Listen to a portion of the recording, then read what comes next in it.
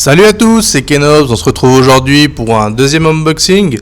On reste sur une vidéo avec une qualité pas ouf, c'est la suite du premier unboxing que j'avais fait avec un mauvais réglage vidéo. Mais je trouvais qu'il y avait des petites choses intéressantes dans celui-là, donc on découvre ça tout de suite. Salut à tous, c'est Kenobs, on se retrouve aujourd'hui pour l'ouverture d'un pack avant-première Invasion des Machines. On se retrouve juste après le générique et on voit ça ensemble.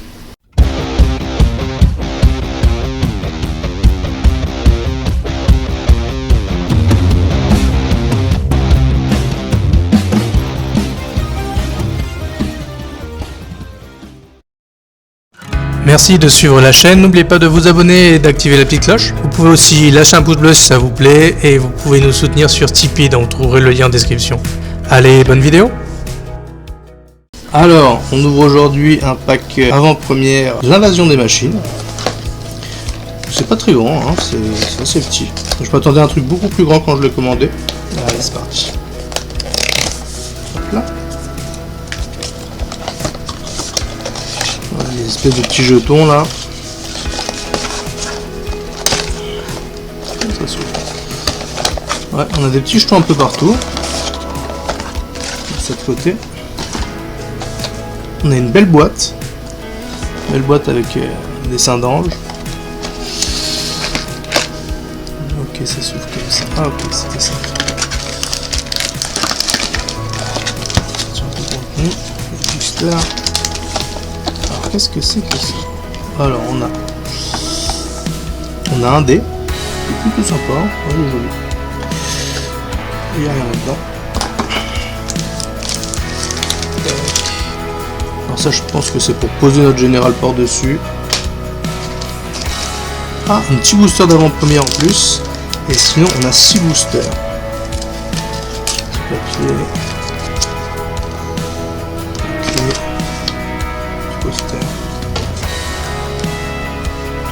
On va commencer par ouvrir ce petit booster, il n'y a pas grand chose dedans. Alors, carte promo d'avant-première.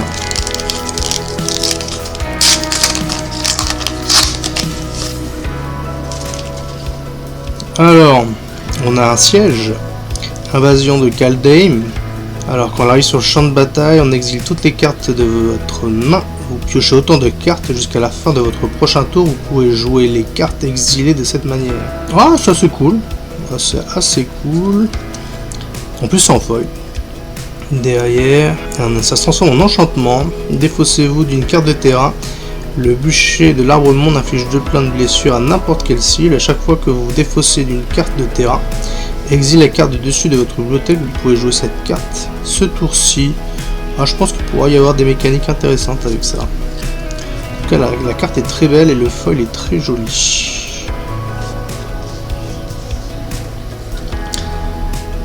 Goro et Satou, c'est une créature humain gobelin 3-4 pour 3, c'est pas cher. À chaque fois qu'au moins une créature que vous contrôlez qui est arrivée sur le champ de bataille ce tour-ci inflige des blessures de combat à un joueur, crée un jeton 5-5 roule dragon et esprit avec le vol pour 2 dont un rouge, les créatures que vous contrôlez acquérir la célérité jusqu'à la fin du tour. C'est assez fort. Ah ouais, très sympa. Ça peut faire un très bon général, assez rapide, bon aggro là, très sympa. Plutôt cool comme ça. Et un jeton, vous pourrez utiliser le code maintenant que vous l'avez vu. Ensuite on va ouvrir des boosters Invasion des Machines. L'édition m'avait paru plutôt belle quand j'avais vu les images. Alors, dispersion d'Ephara.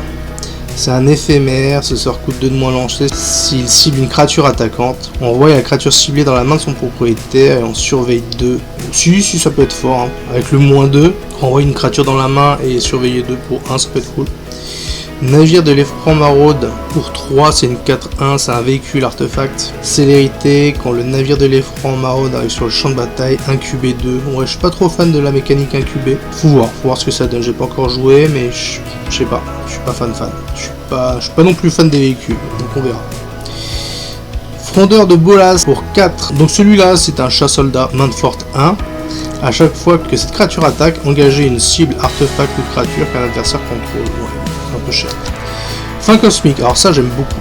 Je crois que je l'avais déjà présenté dans une de mes vidéos. Une créature ciblée que vous contrôlez inflige un nombre de blessures égal à sa force à une autre créature. Pleine sur le cœur ou bataille. Ça, j'aime beaucoup. Parce que pour une fois, elle ne fight pas. Juste, elle inflige ses dégâts. Donc c'est plutôt cool. Et l'image est très belle. Cryptomancien Saiba pour 2, c'est une 0-1. Lunarien Ninja, il a le flash, main forte et défense talismanique.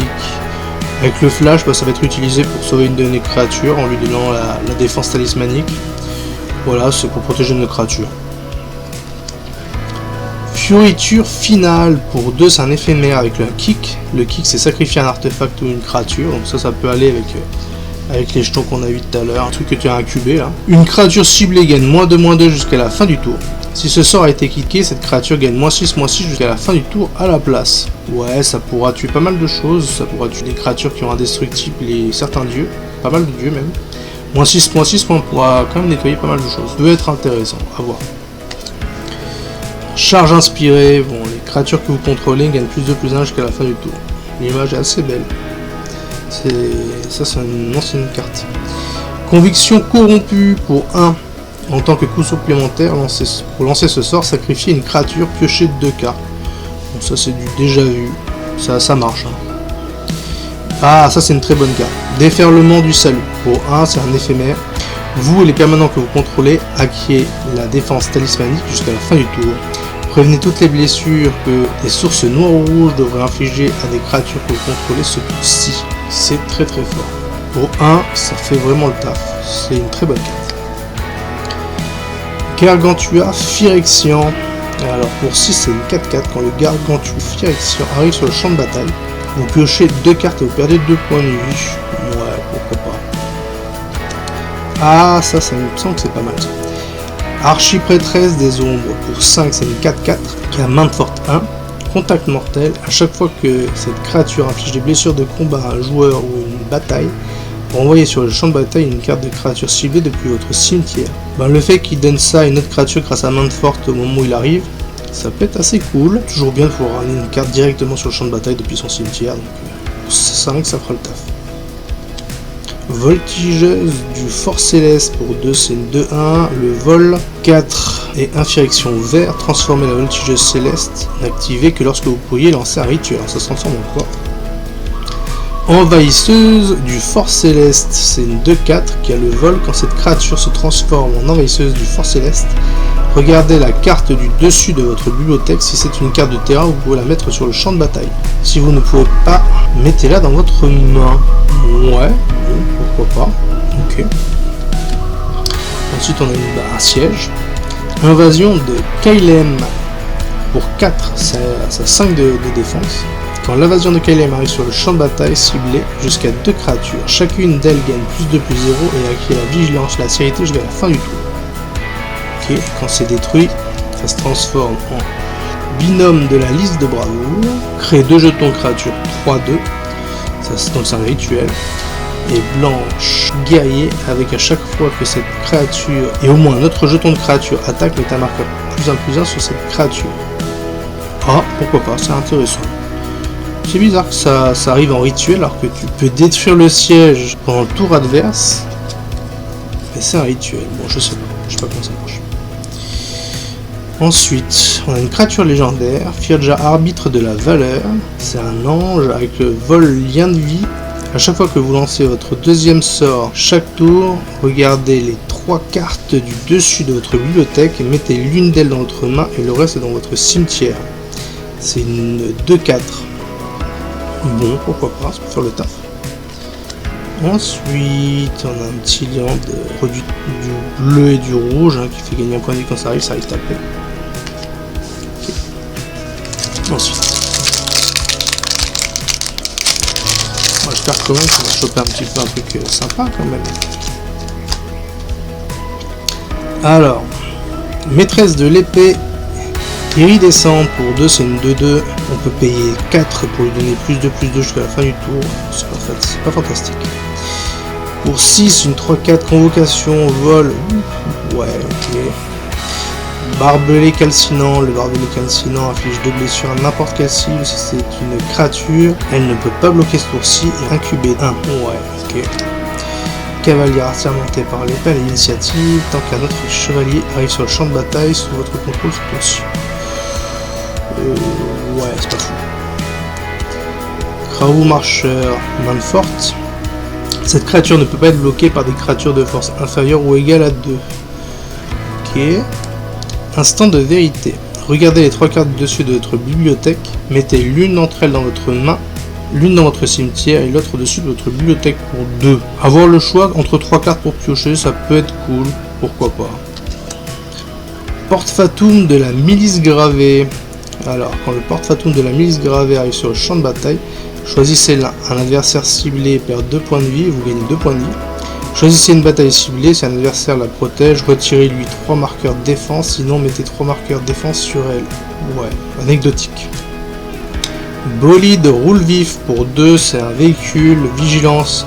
On peut l'engager pour ajouter un mana de la couleur de notre choix, que quand il est une créature, il a pilotage 1. Ouais, je trouve pas trop l'intérêt de l'engager pour faire du mana. Ouais, c'est pas fou. Ah si, on peut l'engager après avoir attaqué parce qu'il a la vigilance, pourquoi pas. Alors, butineuse de Halo pour 3, c'est une 3-1 vol. Quand la butineuse de Halo arrive sur le champ de bataille, vous pouvez payer X. Quand vous faites ainsi, vous pouvez lancer une carte d'éphémère de rituel cible avec une valeur de mana de X depuis un cimetière sans payer son coût de mana. Si ce sort devait être mis dans un cimetière, exilez-le à la place. Ok. Maréchal de Zalfir pour 2, bah lui c'est un lord. Engagez une créature ciblée. 2. Sinon les autres chevaliers gagnent +1/+1, c'est intéressant. De Mal-Empire, c'est la rare. Alors qu'est-ce que ça fait? C'est un rituel pour 3. On choisit de Mal-Empire inflige 2 blessures à chaque créature, planeswalker et bataille.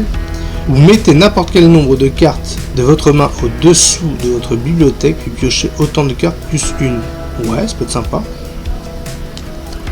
Alors troupeau bridé.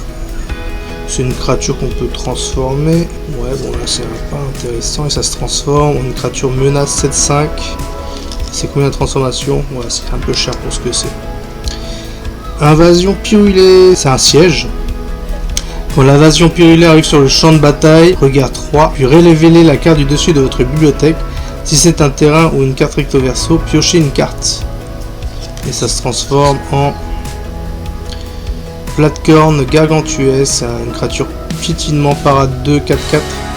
Les autres permanents transformés que vous contrôlez ont le piétinement et parade 2. Bon, ouais, faut jouer avec des cartes transformées. Ouh, très belle carte. Shanna, héritage de Cissé, pour 2, c'est une 0-0. Elle ne peut pas être la cible de capacité que vos adversaires contrôlent, elle gagne +1/+1 pour chaque créature qu'on contrôle. Bon, c'est une ancienne carte, mais là l'art il est vraiment très sympa. Ah, une autre carte derrière. Ok, bon ça c'est un land qui emmène du rouge ou du blanc et qui fait gagner un point de vie quand ça arrive en jeu, ça arrive en jeu engagé. Et voilà un petit token incubateur. Ah, je le trouve très joli les incubateurs. Je suis pas fan de la mécanique, mais le token est assez joli. En plus, c'est un token double face. Ok, voilà.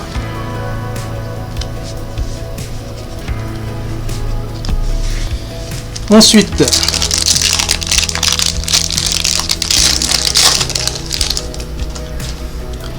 alors, pour ce booster, on a Poussée aérienne, c'est un éphémère qui a une créature ciblée gagne +2/+2, acquiert le vol jusqu'à la fin du tour.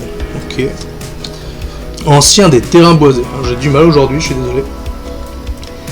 Pour 6, c'est une 6/5. Portée, piétinement, recyclage de forêt pour 2. Ok. Alors, conversion dérangeante, c'est un enchantement aura, enchanté créature. Quand la conversion dérangeante arrive sur le champ de bataille, chaque joueur meule 2 cartes. La créature enchantée gagne -X/-0, excitant le nombre de cartes dans le cimetière de son contrôleur. Ouais, ok. Je suis pas très fan des enchantements qui font du -X/-0 ou moins et quelques -0. Renfort de Galles pour 2. On crée 2 jetons 1/1 bleu, rouge élémental. Okay. Sentinelle sigillaire. Main forte avec la vigilance pour une 2/2. Ok. Reine de Halo pour 3, c'est une 3/2 qui a la convocation. Familier gravé, ça c'est une très bonne carte pour les decks aristo. Quand il meurt, chaque adversaire perd 2 points de vie et vous gagnez 2 points de vie. C'est une 3/2 pour 3, ça c'est cool. Fureur du soleil incandescent. Donc c'est un éphémère pour 2 qui a la convocation. Jusqu'à 2 créatures ciblées gagnent chacune +2/+0 et acquiert la célérité jusqu'à la fin du tour. Ouais, ok. À l'assaut de la drupe. Pour 4, c'est un rituel. Répartissez 4 marqueurs +1/+1 jusqu'à 4 créatures ciblées que vous contrôlez. Les créatures que vous contrôlez acquièrent la vigilance et le piétinement jusqu'à la fin du tour. Alors ça c'est assez sympa pour lancer un assaut, ça porte bien son nom. C'est une carte assez cool. Alors, Reine du fourneau, ça je l'avais présenté dans une autre vidéo aussi.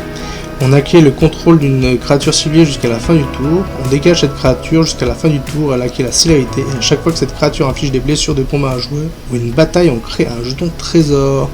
Ben moi je trouve cette carte très intéressante et assez bien. Franchement, une bonne carte pour voler des créatures, ça c'est cool. La rare, c'est un raptor déchaîné. Pour 4, c'est une 4/4 dinosaure, piétinement célérité. Pour 3, le raptor déchaîné gagne +2/+0 jusqu'à la fin du tour. Et à chaque fois que le raptor déchaîné inflige des blessures de combat à un adversaire, il inflige autant de blessures à un planeswalker ciblé que ce joueur contrôle ou une bataille ciblée que ce joueur protège. Bon, c'est un petit raptor assez sympa. Hein. Rien que 4/4 piétinement célérité pour 4, c'était cool. Et les habilités en plus sont assez sympas. Ordre du miroir. Alors pour 2 c'est une 2/1, on peut la transformer. Ça se transforme en ordre de la milice d'Albâtre.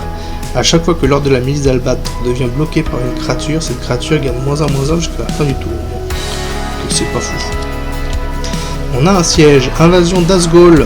Pour 2, il a 4 en défense. Quand l'invasion d'Asgol arrive sur le champ de bataille, un joueur ciblé sacrifie une créature, un planeswalker, et perd 1 point de vie. Ouais, ok, pourquoi pas. Faucheur cendreux. Au début de votre étape de fin, mettez un marqueur +1/+1 sur le faucheur cendreux. Si un permanent a été mis dans un cimetière depuis le champ de bataille ce tour-ci, ouais, ça peut vite grossir. Après, c'est pas fou non plus. Hein.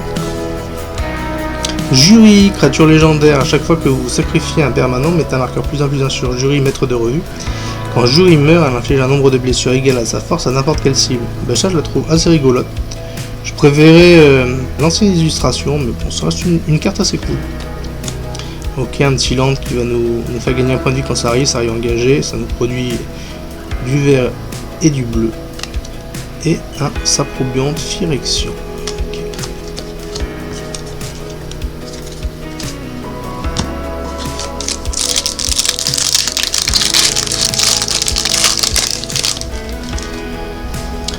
Alors, ça on l'a déjà vu tout à l'heure, c'est le navire de l'effroi, maraude, donc je vais passer dessus. Intervention angélique, c'est un éphémère pour 2. Une cible créature ou planeswalker que vous contrôlez acquiert la protection contre l'incolore ou contre la couleur de votre chose jusqu'à la fin du tour. Et c'est une créature méta-marqueur +1/+1 sur elle. Okay. Assaillant à l'âme de serpent. Pour 3, c'est une 2/1. C'est un elfe avec main forte, contact mortel. Dommage que les cartes qui ont main forte n'aient pas le flash. Parce qu'avec le flash, ça pourrait être vraiment intéressant les effets. Là, ça limite quand même un petit peu. Mais bon, ok. Champion orgueilleux, c'est une créature 2/2 avec le vol. Quand le champion orgueilleux arrive sur le champ de bataille, crée un jeton 1/1 bleu-rouge élémental. Ok. Alors, batailleur de la milice du fourneau. C'est une créature 5/5 avec la célérité et recyclage pour montagne. Bon, ben, le recyclage de montagne, c'est assez cool. Pour le rouge, c'est cool de pouvoir ramper. 5/5 célérité, ça frappe fort. Hein. Javelinier Onake, portée. On peut l'engager pour faire 2 points de blessure à une cible joueur ou bataille. C'est plutôt cool. Éthérien brûlant pour 4, c'est une 2/2 qui a main forte, lien de vie. Wow, ça c'est pas fou. Fangeforme Zalfirien pour 2, c'est un éphémère, la créature ciblée a une force et une endurance de base de 4/3 jusqu'à la fin du tour, piochez une carte. Incendieur de branche Shivan. Pour 7, il a la convocation, il a le vol, la célérité. Ouais, ok. Écrabouilleur de la milice de cuivre. Pour 7, c'est une 8/8 piétinement défense alématique. Ça coûte un peu cher quand même. Ouh, joli. Drana et Linvala, ça c'est très sympa. C'est un très bon général. Alors pour 4, dont 2 blancs et 1 noir, c'est une 3/4, créature légendaire, vampire et ange. Vol Vigilance, les capacités activées des créatures que vos adversaires contrôlent ne peuvent pas être activées. Drana et Linvala ont toutes les capacités activées de toutes les créatures que vos adversaires contrôlent. Vous pouvez dépenser du mana comme si c'était du mana de n'importe quelle couleur pour activer ces capacités. C'est une très bonne carte. Ordre Miroir, on a déjà vu.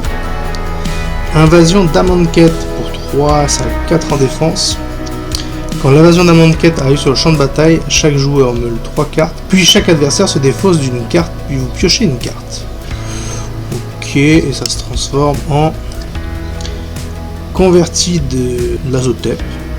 Créature zombie, vous pouvez faire que le converti de l'Azotep arrive sur le champ de bataille comme une copie de n'importe quelle carte de créature dans un cimetière, excepté que c'est un zombie 4/4, non en plus d'autres types, pourquoi pas.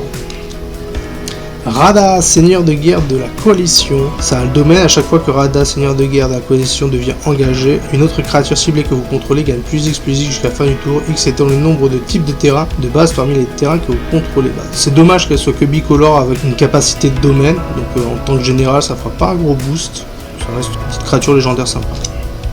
Ok, un land blanc-noir, et voilà.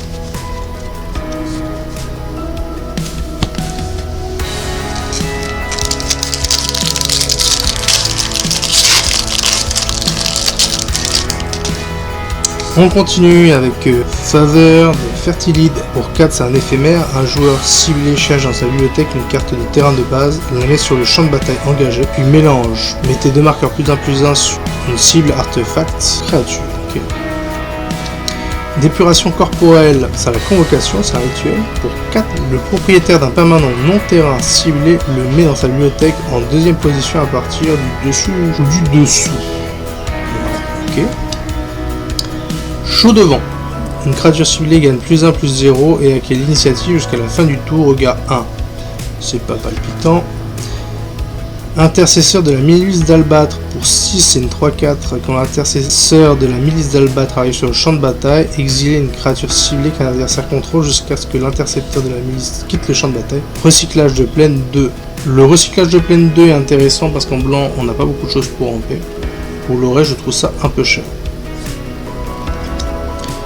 Recycleuse de boue pour 2, c'est une 2/2, on l'engage, sacrifiez un artefact ou une créature, chaque adversaire perd 1 point de vie et vous gagnez 1 point de vie. Dommage que ça soit limité parce qu'on doit l'engager pour faire l'habilité, sinon ça pourrait être un super moteur de sacrifice. Voile volante pour 2, c'est un artefact, équipement, la créature équipée gagne +1/+0 et a le vol pour 2, ok, on a connu mieux. Meurtrisseur Crasse-Croc pour 7, c'est une 5/5, recyclage de marée 2, main forte 2, menace, mais c'est très cher pour ce que c'est. Sommeil maléfique, convocation, c'est un éphémère pour 4. Engagez jusqu'à 2 créatures ciblées, mettez un marqueur étourdissement sur l'une d'elles, puis mettez un marqueur étourdissement sur l'une d'entre elles. Ouais, on a connu mieux. Cauchemar collectif. Pour 3, c'est un éphémère avec la convocation. Une créature ciblée gagne +3/+3 jusqu'à la fin du tour. C'est pas exceptionnel. Kogla et Yigao. Pour 6, c'est une 7/7. Ça c'est cool. Quand ils arrivent sur le champ de bataille, on va choisir l'un. Ils acquièrent le piétinement et la célérité jusqu'à la fin du tour. Ils se battent contre une créature ciblée que vous ne contrôlez pas. Et on peut payer 4. On peut se défausser de Kogla et Yigao pour détruire jusqu'à une cible, artefact ou enchantement. Et ensuite on les remélange dans notre bibliothèque depuis notre cimetière et on pioche une carte. C'est sympa sans non plus être exceptionnel, mais bon, c'est rigolo. Ça on a déjà vu. Invasion de Karadesh pour 2, ça a 4 ans de résistance. Quand l'invasion de Karadesh arrive sur le champ de bataille, créez un jeton créature 1/1 incolore mécacoptère avec le vol. Ici ça se transforme. Alors ça va se transformer en LDT, un navire amiral de l'écaille dorée. C'est une créature X4, vol. La force de l'LDT, navire amiral de l'écaille dorée, est égale au nombre d'artefacts que l'on contrôle. Et ça a pilotage 1, donc c'est un véhicule. Ok. Riav, maître forgeur. C'est marrant l'image qu'ils ont fait dans une espèce de golem là. Pour 2, c'est une 2/2. À chaque fois qu'une créature que vous contrôlez qui est enchantée ou équipée attaque, cette créature acquiert la double initiative jusqu'à la fin du tour. Alors ça dans les decks Boros équipement c'est très efficace. Artisan harcelé, alors ça va être un land par derrière, ça a la célérité pour 2/3, pour le transformer. Ah non, c'est pas un land, ça se transforme en vol célérité 3-4. Bon, ça reste anecdotique. Ok, un land. Pour le dernier paquet,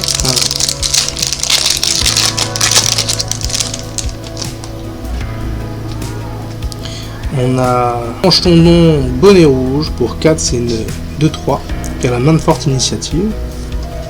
Sentinelle, c'est légère, on l'a déjà eu. Faveur du Fertilide.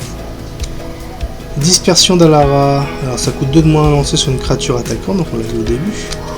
Échec de conversion pour 5, enchanter la créature ciblée gagne -4/-4. Quand la créature enchantée surveillée 2, un peu cher. Charge inspirée, buveur de Sani, pour 1 c'est un lien de vie, c'est cool. On peut payer un noir, exiler le buveur de Sani, incuber 2 si on le fait depuis son cimetière. Bah ça c'est cool. Arpenteur jaillissant pour 3 c'est une 1-2. Quand il arrive sur le champ de bataille, on peut chercher dans notre bibliothèque une carte de terrain de base, la révéler et la mettre dans notre main pour mélanger. Ok. Don du parachèvement pour 2, c'est un enchantement. Quand le don de parachèvement arrive sur le champ de bataille, on va incuber 3. A chaque fois qu'un Phyrexian que l'on contrôle meurt, surveillez 1. Là, ça va être vraiment une carte pour l'édition, c'est pas fou.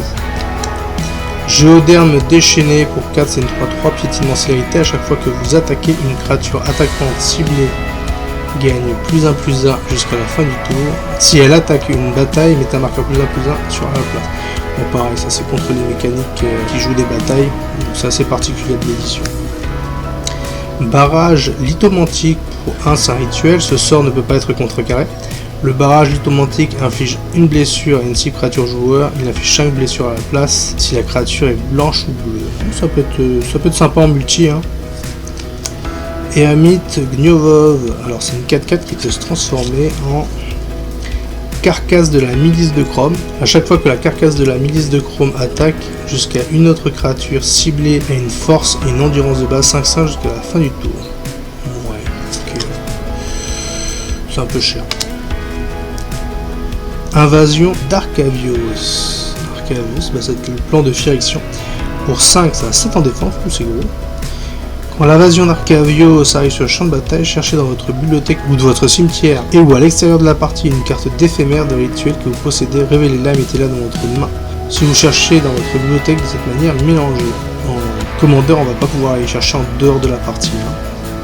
Et quand ça se transforme en invocation des fondateurs. A chaque fois que vous lancez un sort d'éphémère ou de rituel depuis votre main, vous pouvez copier ce sort. Vous pouvez choisir une nouvelle cible. Oula, c'est très très fort. C'est une très bonne carte. Ça, c'est vraiment fort. Invocation des fondateurs, c'est super. Renata, appelée à la chasse. La force de Renata est égale à votre dévotion vert. À chaque fois qu'une créature que vous contrôlez arrive sur le champ de bataille, on lui met un marqueur +1/+1. Donc c'est une X3. Ça, c'est assez efficace. Hein, dans le petit deck vert, ça fait le tas. Renata a toujours été une bonne carte. Falaise des eaux vives et notre incubateur. Voilà pour cet unboxing, j'espère que ça vous a plu, n'hésitez pas à laisser vos commentaires en bas de la vidéo et on se retrouve très bientôt.